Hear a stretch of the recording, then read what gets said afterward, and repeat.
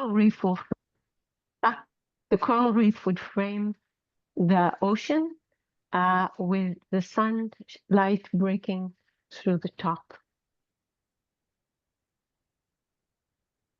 Thank you. We call on Todd. Can you give us a prompt for this image?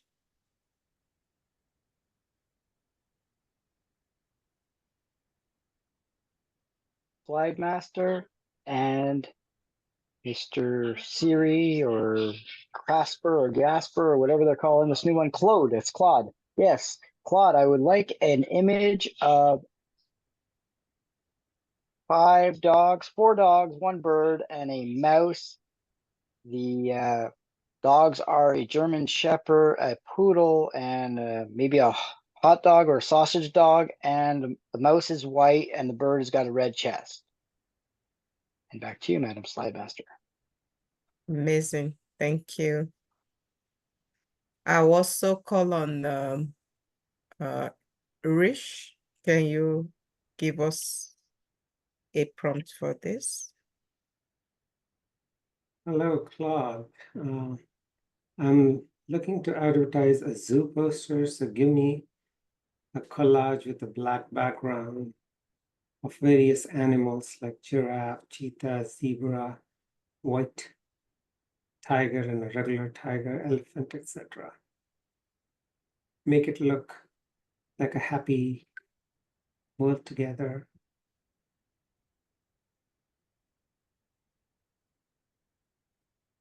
Amazing. Thank you, Harish. Is there another person that would like to give us a prompt? I don't know if I've called. Other people are not on camera, so I don't know if you're willing to give us. Yeah, Elizabeth, I'm willing. Okay, who is speaking? Jamal? Oh, okay. Okay, great. Please go ahead. Generate an image that has a slightish pink background. The main focus should be on the ape and create some artwork with some pink spiky balls and make sure the gorilla or the ape has wide eyes and is just looking at me.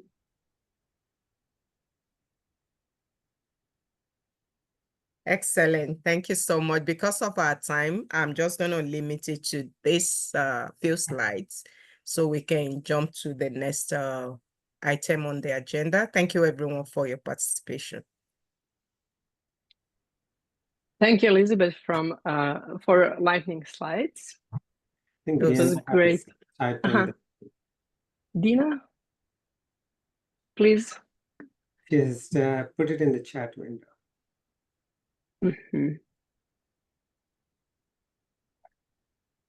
Oh, okay. Is it? I see. Dina says that animals are that live in the environment.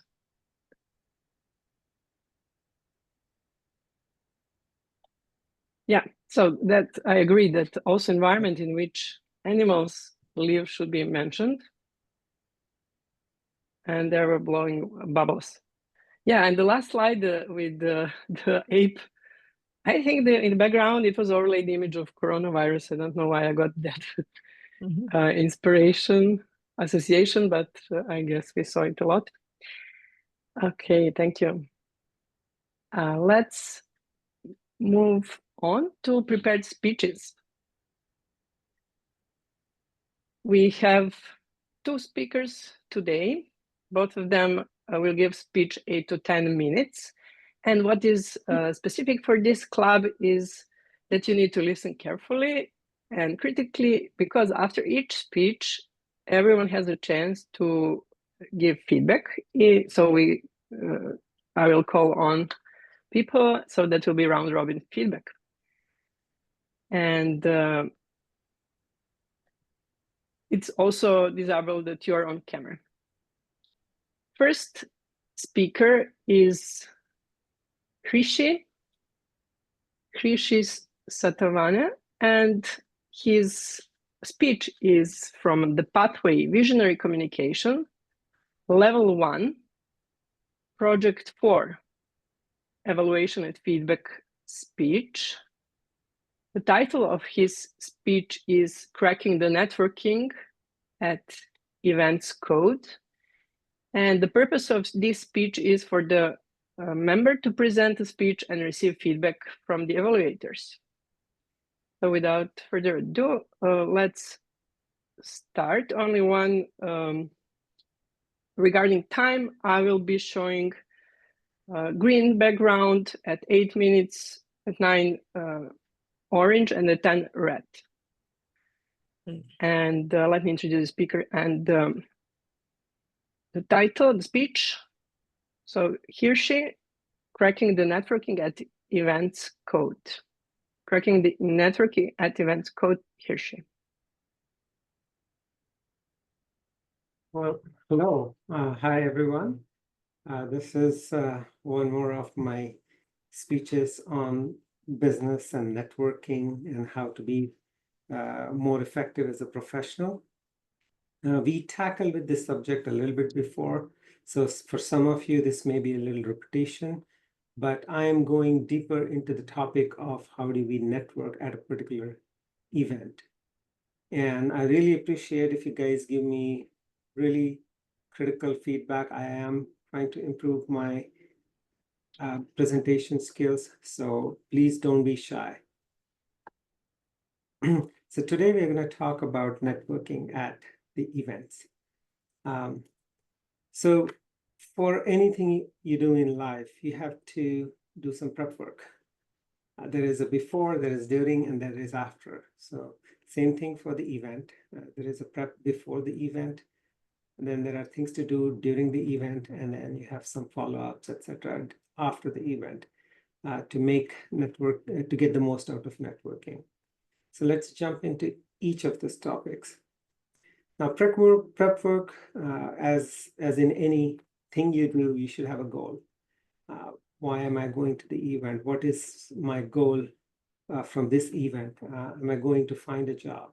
Am I going to an event to find a job, or am I somebody who will go to the event and find potential customers or investors or whatever your goal is? Maybe if you're in a dating scene, you're going to some event, you want to find a potential date, etc. So it doesn't really matter. You have to be very clear about the goal. Now, assuming it is a professional event and your goal is to get in touch with many people, so you can leverage them for job description, for job or whatever your professional goals. So with that assumption, I have some prep work to do. When I go to the event and somebody asks me, hey, what do you do? I need to be ready with a very crisp answer. You need to come across very professional, prepared, and ready to take on the world. So do practice that one-line pitch. The pitch should have elements like what are you trying to achieve and how they can help or how you can help, those elements. And the second thing you need to prep on is LinkedIn messages. So when you're going to the event, you're going to connect with people. So you don't want to fumble on your phone and send them a message. You want to have those messages ready. And over there, you just copy it on your phone and paste it in LinkedIn, and you are like moving fast. The other thing I would say is prepare a badge, a custom badge, if you will. So this is my badge I use at all the events. So you can see it has my name. It has all my universities and what I do. So instead of just writing your name on that Post-it sheet, which looks like everybody else, a custom badge like this will make you stand out and get attention. Plus, a lot of things written on your badge will also be center of attention. It will be something that people can talk about. So for example, I have 3 universities, my bachelor's, my master's, and my MBA. So different people find different things interesting. So it becomes like a talking point. So that is one of the prep work. And the badge, will help you pretty much all the events. So make sure it's magnetic, so you can just reuse it on any piece of paper. You don't have to worry about the sticker fading away, etc. So what does a one light pitch intro has, right? So this is what I use in most of my events. So of course, your name, your title, and then what does your company do? So here I did not mention goal, but I also sometimes mention that during the intro early on. So that is just like a 30-second intro. But you should also prepare a 2 to 3 minute pitch, because some people, they get more interested in you and they want to know more. So you should have a detailed version of what your goal is and what you're looking for and how they can potentially help. At some point, you will want to connect with them on LinkedIn.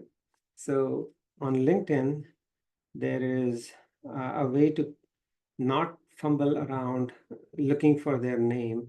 You just go to the search bar here, and there is a funky stuff here.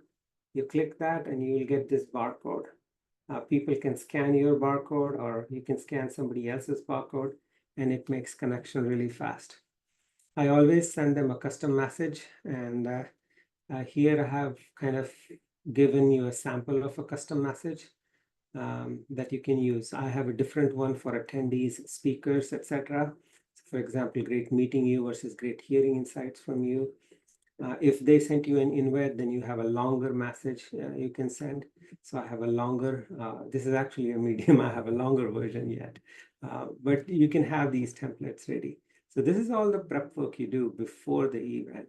And as you can see, this will already get you ready. Many a times I will send the invites to the speakers even before the event starts, saying, hey, I saw you're speaking today, I'm attending. I look forward to your insights. So then, okay, so you did all this preparation, you went to the event, you put your name tag, and you're going around during networking time, etc., right? And during the formal pitches or whatever the program is, panel sessions. First thing you want to do is use Otter AI or some software like that to just record the whole thing. It will record, transcribe, and give you a summary. You can use this later to do the social media posts. More importantly, during the networking time, take a note on each connection. Remember something personal you said, because that is really important. For speakers, if you have not already connected with them before, you want to connect with them later, just write 1 or 2 sentences on insights they said. You can pull it out of Otter, but Otter is not really good at figuring out which speaker said what, and then you'll have to do some processing. So I just take a couple insights and note it down, because then I can use it later. The other is during the networking events is just connect with as many people as you can. You should have an evaluation criteria. What is an interesting person for me?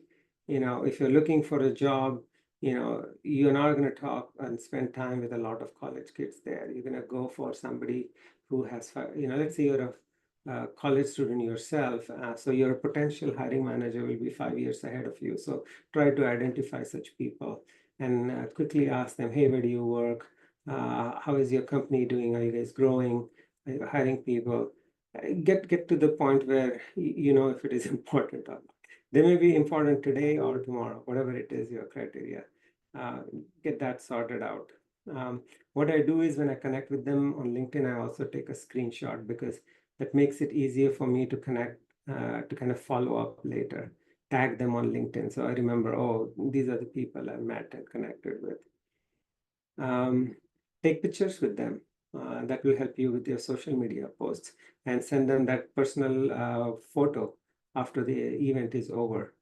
Take group pictures. Then you can tag a lot of people, and that can get more social media attention. Take pictures of even banners and with sponsors, everything, because if you want to make your social media post to be highly effective and get a lot of attention, the more big names you can tag, the better. So sponsored names are such names you can tag to your post and get your social media post more attention. So that's during the event. After the event, it's fun time. Yeah, you go home, you block around 2 hours. That's what I do. I go and look at the Otter feed and I get the summary or ask ChatGPT to generate insights and use that in my LinkedIn post or Facebook post. I tag as many people as I can. If there are any LinkedIn follow-ups, I do that immediately. If setting up meeting, that's another thing you can do. What else? If you're already connected with those people, you can send them the whole photo album or meeting invites if not already done. I recommend setting up important meeting invites right at the event. Get their email and send them a meeting invite. But if not, you can always send them later. So when you do all of this, you will be successful networker. There are, of course, other elements as how do you come across, dressing professional, etc., etc. But this is completely focused on social media and the events. So summary preparation makes a huge difference. Otherwise, you will fumble at the event. Leverage the AI tools as much as you can. They are super cool, and you'll be a lot more effective. And for any goal you have, the follow-ups really make a big difference. And that will increase where you want to go. And why am I telling you all of this? And why should you care? You should care because no matter what you're doing professionally, LinkedIn connections are precious. Whether you're hunting for a job or hunting for customers or any opportunity, more LinkedIn connections, the merrier. These LinkedIn connections, when they remember you met here and here, which is where your initial message will tell them, they are warm connects and not cold connects. And you can get a lot more done from the warm connects than the cold connect. If you're not even looking for a job or any specific thing, you can always connect with people and get advice and guidance to improve whatever you are currently doing. So don't think you only need to do it when you have to look for a job or something specific. No, you can always network.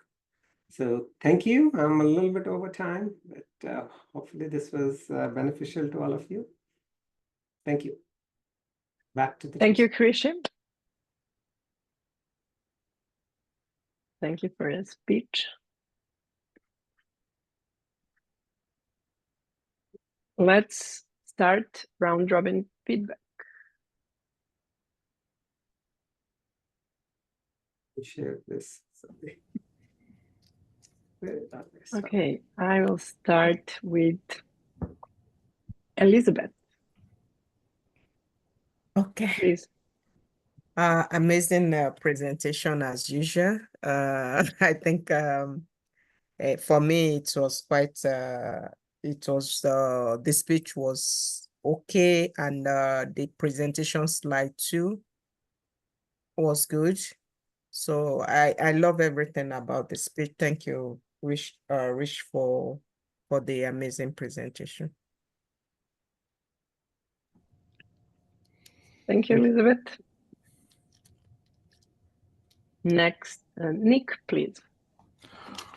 Yeah, thank you, Krisha. It was a great presentation.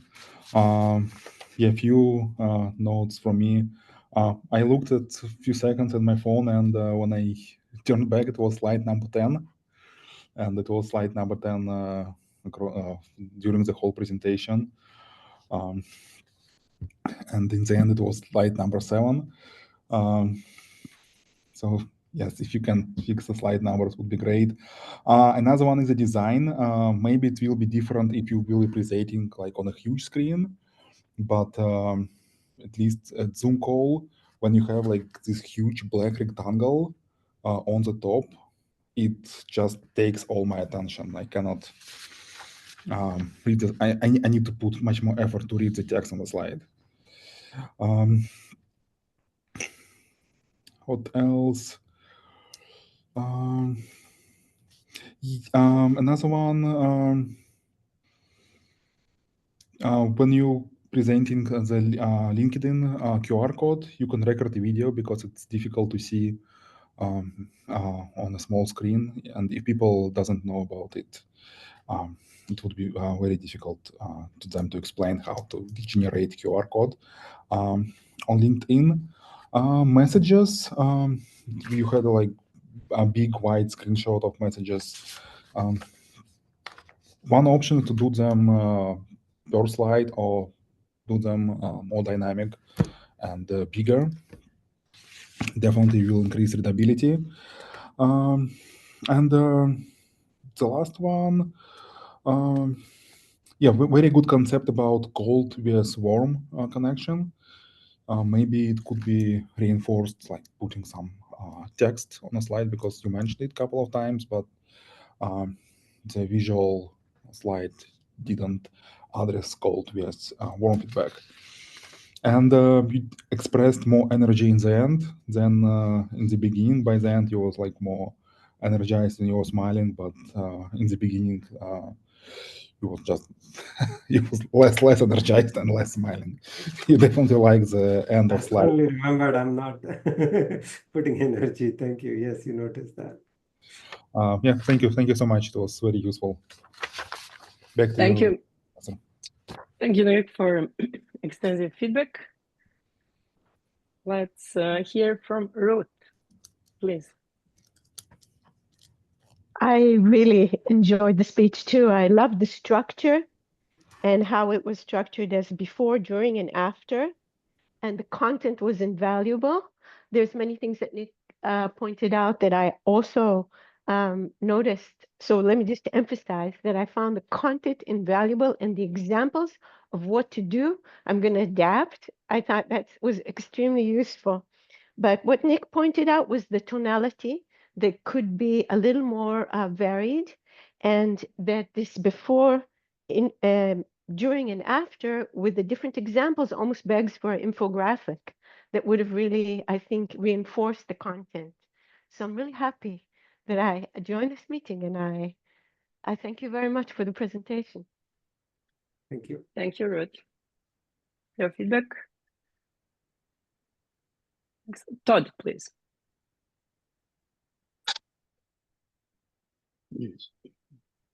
Madam Facilitator and Harish. So some of the things I was going to say have already been mentioned, but what I thought would be an interesting little piece, you did show what looked like a business card, but when you were showing the business card, your tile is a really small tile because you're screen sharing. So on my phone, it's even harder for me to see all of the details. What would really have been a cool idea is if one of your slides in your presentation is a copy of the card you made, like on the front side, however you meet yourself, and then on the back side, a QR code, so that when you actually show us a physical product that we could copy or emulate, we could then have an idea of what one looks like, what is good on it, and why we would use it when we would use it. I also thought that the reiteration of before, during, and after as like follow-up and showing us the templates. And again, they're really, really small, especially on a phone. So perhaps if you had like a PDF or some sort of a file that you could drop into the chat, and that way we would walk away having a copy of something that we could either A, use as a template, or B, perhaps put into Word ourselves and make something as a follow-up sheet. You know, like some people say when you go to a networking event, you should have a goal, like, I don't know, meet 25 people. And then on each one of those 25 little cards that you have the questions that you would ask. Like some people talk about, especially a lady named Suzanne Rowan, who has a book called How to Network a Room. She talks about warming with form. So when you get into a conversation with people, how do you start the conversation? Oh, I love the weather. Oh, what do you know about this person or that person? Structure it that you can actually have something that is meaningful, but not always be that you want to be the center of attention. Stephen Covey said, seek first to understand, then to speak. So if you can ask more questions about the other person, they will be endeared to you. If you're able to bridge something that they need, they'll remember you more, so that when you have that follow-up letter, you can say, hey, I was talking with you about so-and-so. Here's so-and-so's email, or however you can reach out to this other person. So that way you've made the connection in the conversation, you've made the connection in the email, so it all synergistically works together. I think as an improvement you did this time, you're using the far corner, like I suggested, and you're having a little bit of blank space in your picture behind you. And I think that works really well. And again, I look forward to hearing another speech from you in the not too distant future. Thanks for presenting tonight. Thank you. That was super helpful.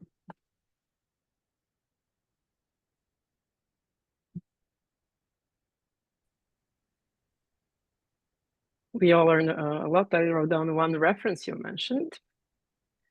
Next one is, yeah, I see Dina commented that your speech could be more clear if you use the option of the Zoom to have your face overlaid in the corner, and you would have sounded better if you were smiling. I agree, because we have our like instrument that produces the sound, and you can really sound differently whether you are smiling or not smiling. So let's move to hear the next feedback. Kiran? Rishi, I really enjoyed your speech. One suggestion I have, you can add it to your list, is that you can take that LinkedIn QR code and then put it on your phone display screen itself. So that way, even if you don't have 5G network also, you still can share your QR code. I hope I'm making sense. Like your phone display picture can have the QR code itself. That's a hack I found out when I went for events. One other thing that I always have trouble is, let's say you find out a person is not your good fit, but they still want to talk to you continuously.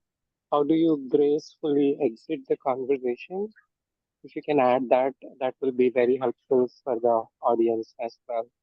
But thanks for a very detailed presentation. I enjoyed. So a quick Thank note you. on breaking the conversation. You can say like, "Hey, I need to go get some water," or "Need to take a restroom break," or something like that. Yeah.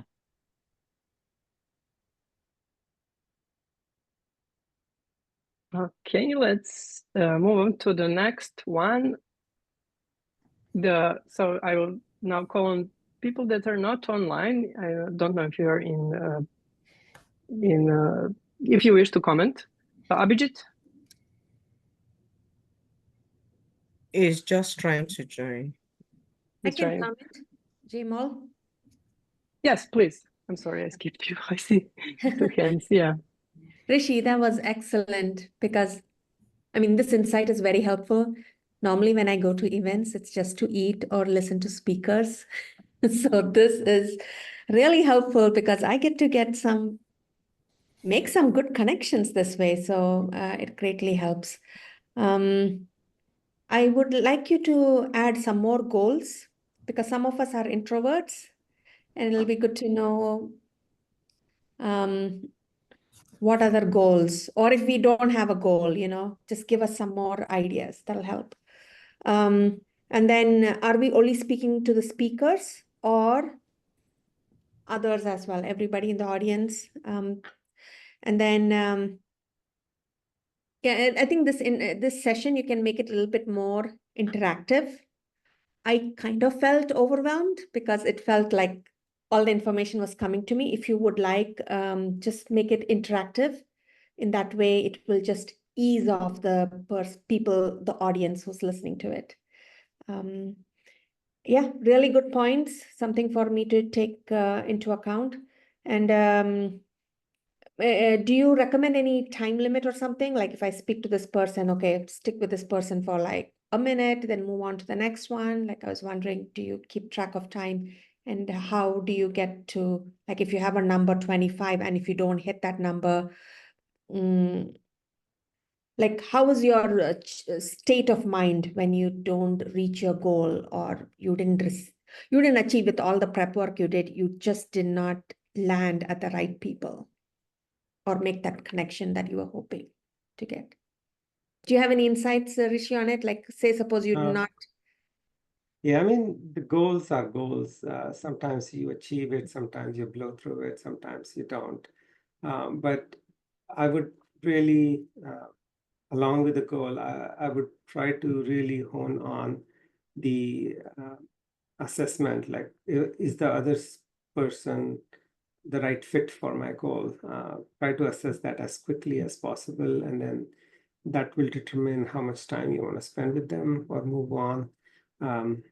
Let's say your conversation goes ahead, and let's say you're looking for a job or a customer, and you really find somebody who's taking a lot of interest and you think you can convert them eventually. It's all right. You can spend more time with that and set up a meeting immediately. Okay, thank you. Also add in the slide, have fun, because there was one person who just met me. All he did was say the name and just say, I'm looking for a job. And he gave like 2 lines, 2 minutes of what he wants. So it shouldn't be like, I'm just going there and stating my statement, so like Right. on slide would be good. Yeah, I mean, as Nick said, people remember you when you take interest in them, and you want to keep your portion short as possible, but you also want to be very action oriented in terms of what you want to achieve. So yeah, you need to kind of give the other speaker a lot of time and ask them questions to get to know them. And that can be part of your script to vet the candidates, right? It definitely involves asking a lot about them, understanding them. Okay, awesome. Thank you. Thank you, Jamal. So let me see if I think Abhijit, it's your turn, please. Sani, I was stuck in another work meeting, so I just now started my headphones. Okay, thank you. Thank you. So I think we are at the moment to start to listen to the next speaker. Let me first give my short feedback. Yeah, I like the structure of your speech, as you had that 3 items before, during, and after.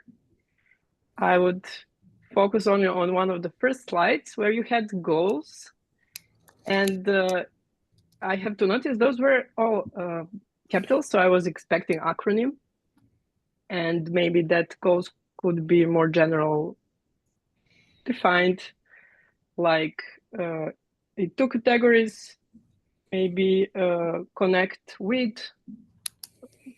professionals and companies or research. So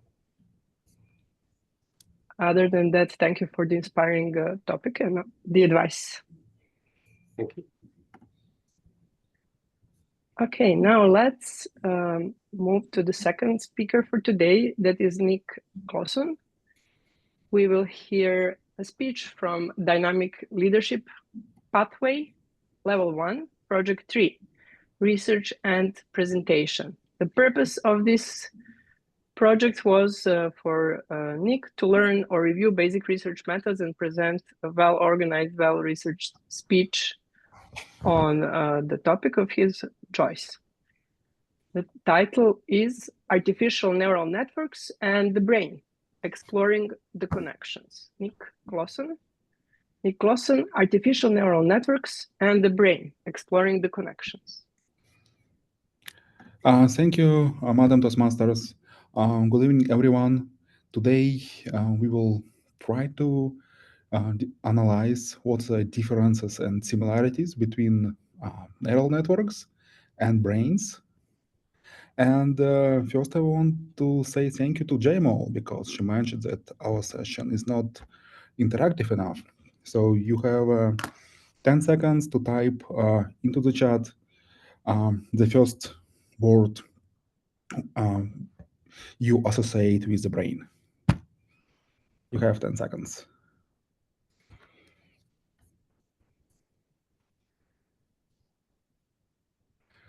Okay. Magic, intelligence,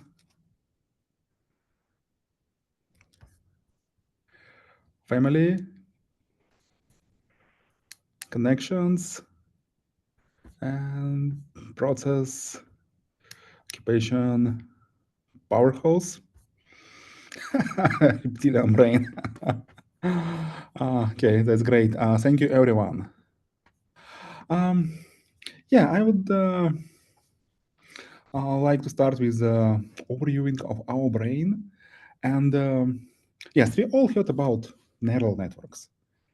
And neural networks have this word neural in them, and which makes it sounds like the drawing inspiration or somehow similar to our brains. And that's what I would like to talk today, explore connections between artificial neural networks and our brains. And I am software engineer, I am not neural scientist. And what I'm trying to explain is very complex to me. And when I look at the high level, how our brain works, we see some connections between our brains and neural networks. So on this picture,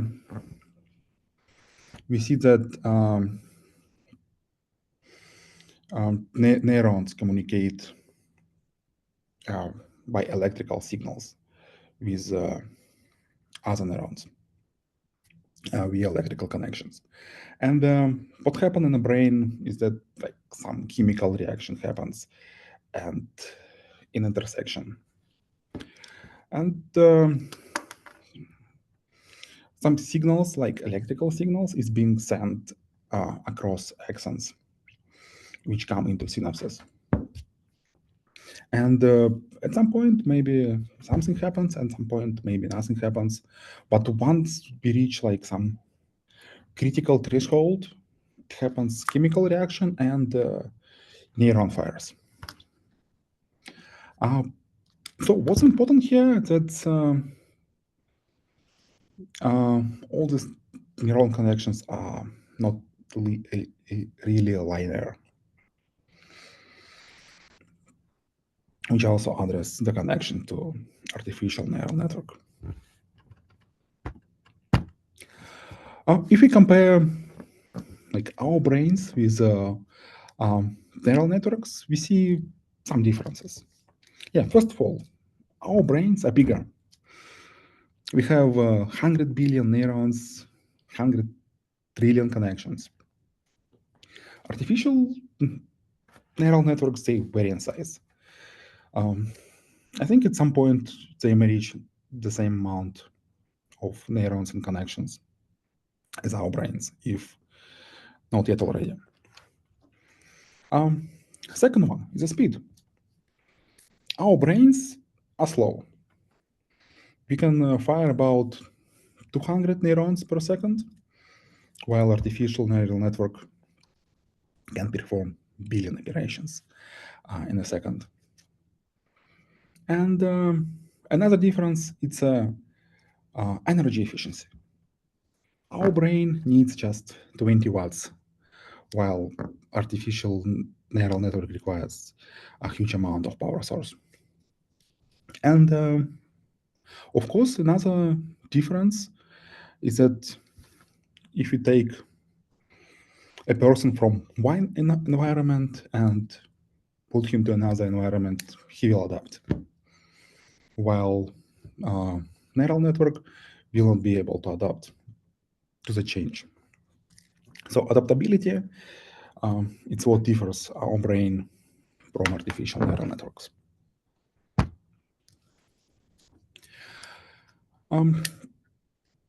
And there is some similarity in how our brain works and how neural network works. So to train neural network, first of all, we train it on like low-level features. We are teaching neural network how it can recognize lines, shapes, very small objects. Once we trained it on low-level features, we go into, for example, if we're looking into face recognition, we can train neural network on like eyes, nose, some part of the bodies. And only after that, we can train neural network to find out differences or similarity in the faces.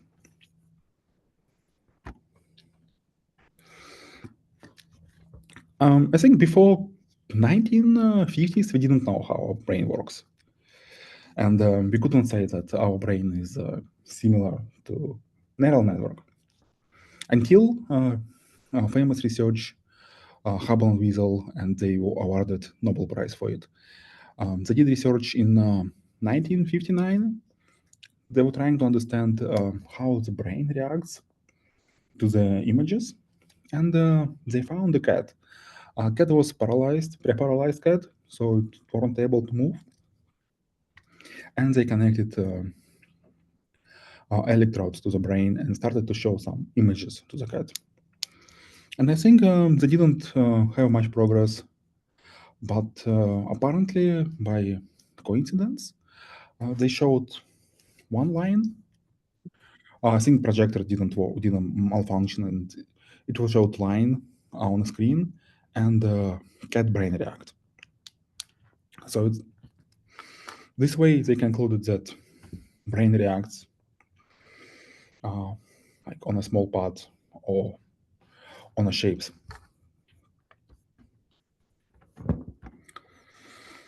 And in 2012, it was another research. Research was done on a monkey brain, and the researchers analyzed how monkey brain analyzes the image. And the structure they come up is very similar to neural network. For example, we have a retina which processes the image, and on the slide we can see V1, which is level 1. It's about 900 million neurons needed to process the image. While we are going to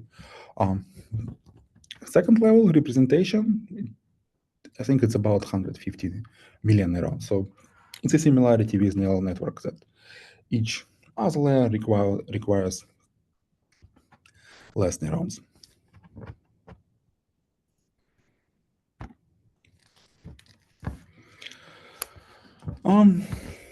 Summing up these similarities, I would like to conclude with some open-ended questions. Like, are there limits to scaling artificial neural networks? And why artificial neural networks not performing well when they're placed into different environment where on which they are not trained for? What is the key component for our adaptability?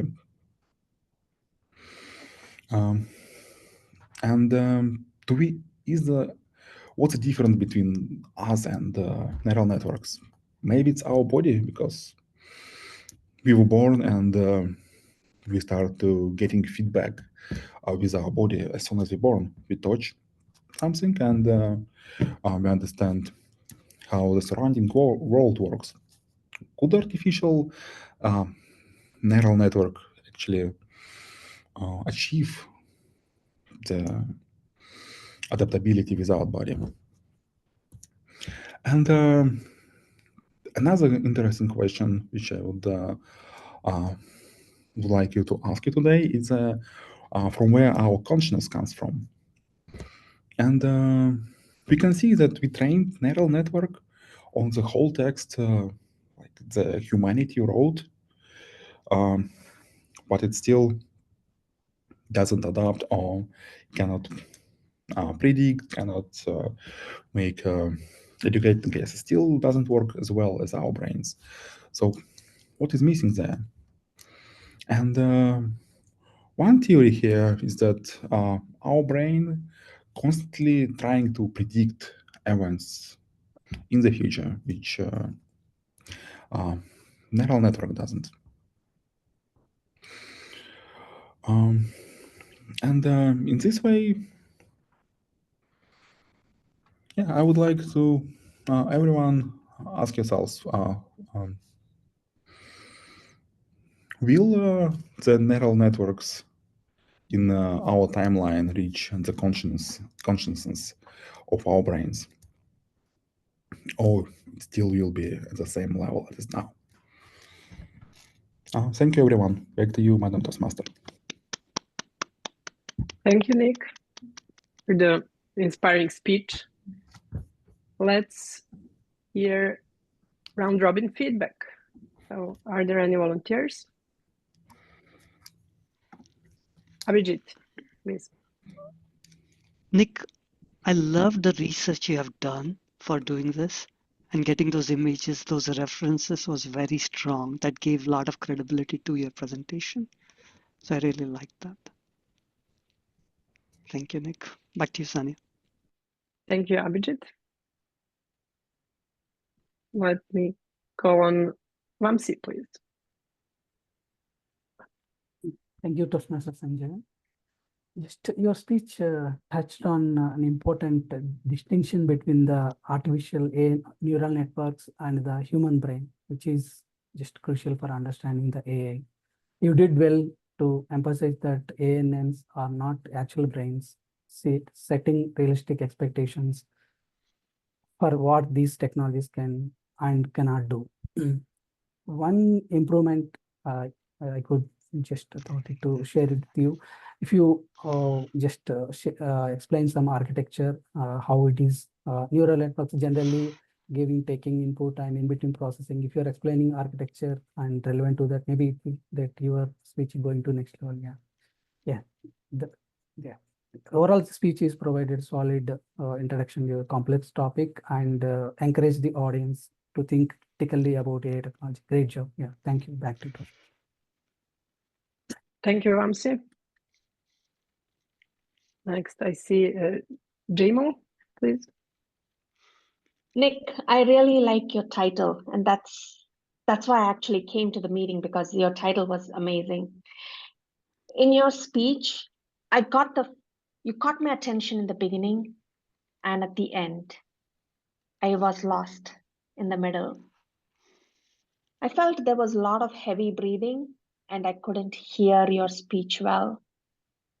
Maybe take a look and see what is it you want the audience to remember at the end of the speech.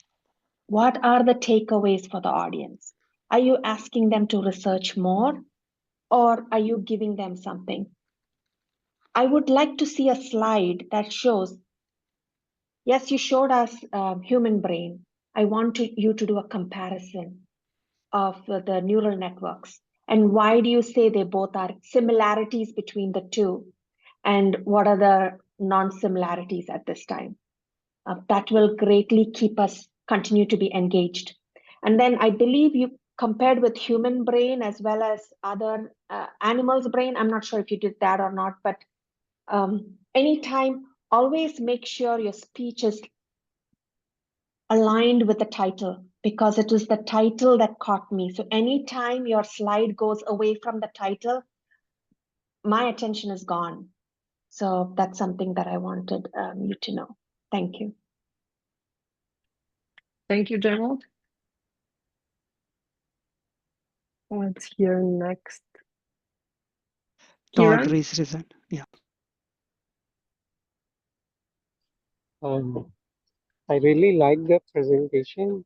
One topic I'm always curious is about other senses like touch and smell. Does artificial neural networks, will they ever be able to smell people and smell things? I think that you could add to your presentation. Then things like emotions, like can the neural network be angry or revenge, and things like that. That's something that I'm always thinking about. So you can add about it. There is a startup called Osmo. They are doing something related to smell, like the neural network can learn smell, it seems. I just wanted to share. But thanks for a very valuable topic. I wrote human brain is a magic because it's just amazing. We could do so much with such a little power. So thank you. Thank you for this. Thank you, Kiran. I see we have feedback from Dina. And she says that she liked your work and presentation about human brain as and that it is explained via electrical network. And yeah, well, indeed, the human eye is a receptor for the images, for instance, from TV. And the environment influences the brain. Great job. That's the message. Thank you.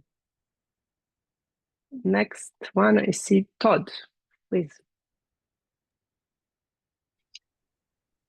So Nick, I like that your background is clear and crisp because it makes your face and your features pop more. And in this technical presentation where you were teaching us stuff, it was great to have no extra distractions. Where I think there could be a little bit of improvement is in the slides. The slides, for me, especially because I'm on a mobile device, I'm on a phone, the pictures seemed super small with very small writing. So they were not as possibly as sharp for me. And I think that might distract from also the learning ability. If you were to have a clean picture of a brain, as Jamal had mentioned, perhaps showing this is a human brain, this is the picture of the other brain, and then just pointing out 2 or 3 of the main centers in the brain with like a circle and an arrow pointing here, I think that would be more indicative or more precise on point. And one of my mentors once said, if you're ever going to take a technical, difficult topic and you want to actually give it as a speech, he said, go to the library and go in the children's section of the library, because the books that are written for the children have already been distilled to the common factor that everybody should be able to understand it. And you might be able to borrow, not steal. Stealing is when you steal from one. I mean, plagiarism is when you steal from one. When you steal from many, it's called research. So you take that knowledge and you make some stories or some metaphors, or you bring them right out of the book. And that way, when you're giving your examples, it will engage the audience more. I want to commend you on the fact that you used a question in the beginning to gauge your audience's kind of knowledge and what they know about the mind.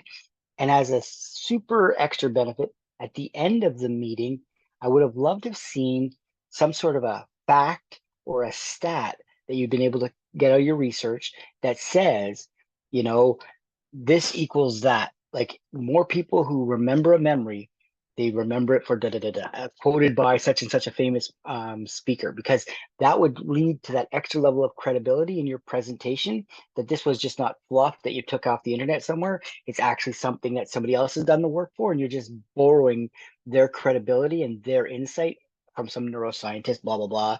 Yeah, and there you go.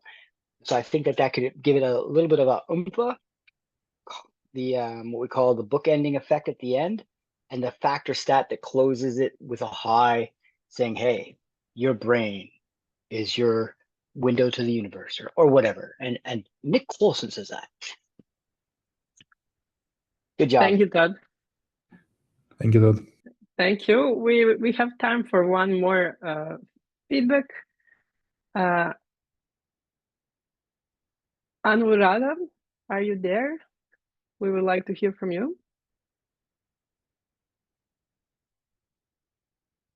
Maybe I'm not pronouncing good. Anuradha Soma.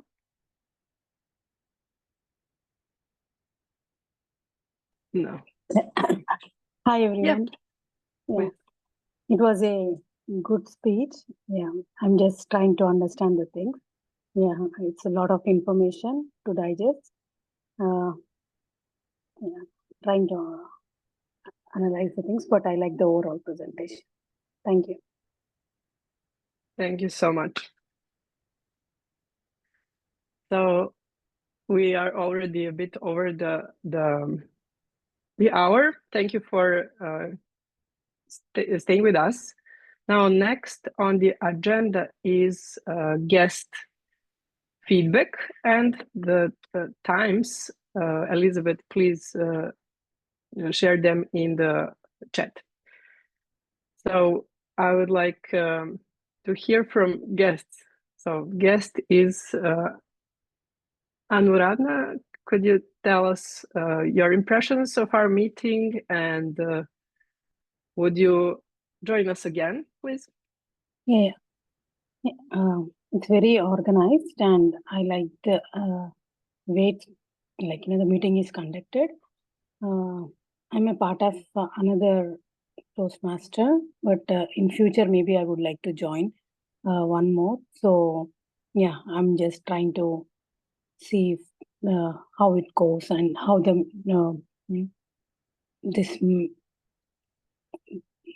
this club is. Yeah, maybe after a few days, if it works out, my timings, and if I'm interested, I'll surely reach out. Oh, great.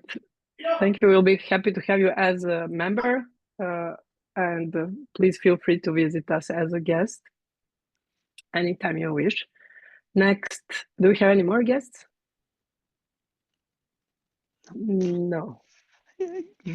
Diana, can you put your feedback in the chat? Dina.